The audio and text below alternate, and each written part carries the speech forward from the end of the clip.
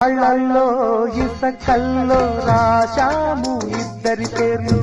కళ్ళు మూసి చిన్నగా కలికి చదువుకో ఒక్కసారి కలలలోన తీయగా